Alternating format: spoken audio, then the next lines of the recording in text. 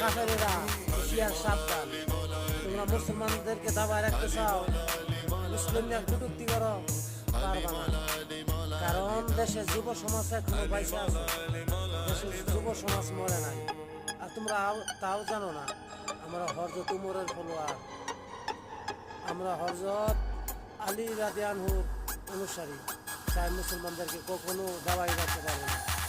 কারণ তোমরা জানো না যে মুসলমানরা নাওয়ায়ে তাকবীর আল্লাহু আকবার বলে তাদের শিরশ্ছেদ করে বসেছে।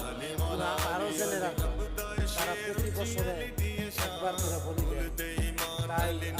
তাই আমরা বলতেছি মুসলমান নিয়ে ইসলাম ধর্মের কটূক্তি করে না, তোমরা বাঁচতে পারবে না।